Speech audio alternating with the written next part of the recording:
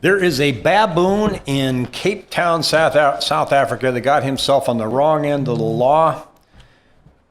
And he got his ass kicked out of Cape Town. And it's important that you know what's going on down there because, you know, these baboons, they live in troops, you know, like Girl Scout troops and Boy Scout troops. So, you know, they have families. It's understandable. And they like food. So they like going into the suburbs of Cape Town and getting food, foraging for food. But this one is named Kataza. And evidently he was highly organized with his troop.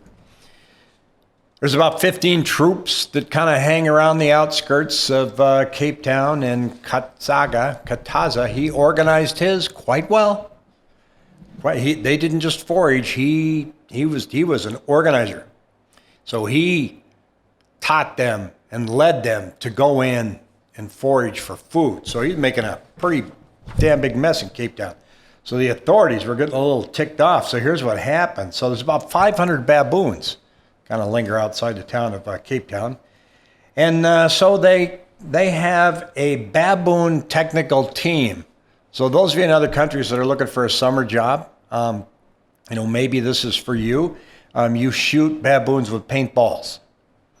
I don't know if it's because they want the baboons to be marked or, but that's what you do. You shoot them with paintballs. And some of them are euthanized. So that's one step above paintballs. That they're wording it nicely. So here's what they did to this baboon. They picked him up and captured him. And where did they take him?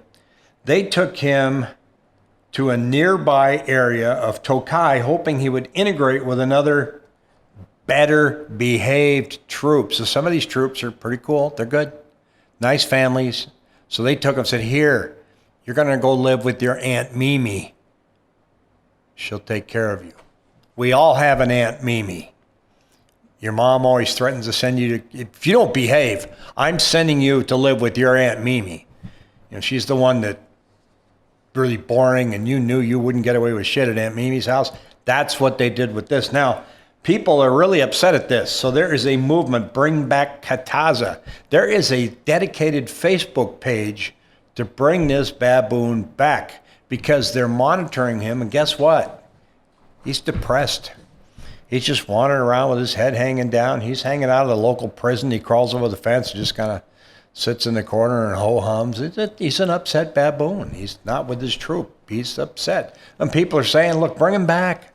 The problem isn't with the baboon. They forage. That's what they do. Maybe you need to have trash cans that lock so that they can't get into them. But I got a feeling this guy, he's thinking way ahead. I think he feels like they can go ahead and lock those things out. And all those dumb troops outside of Cape Town that don't know how to open locked garbage cans are going to be left out.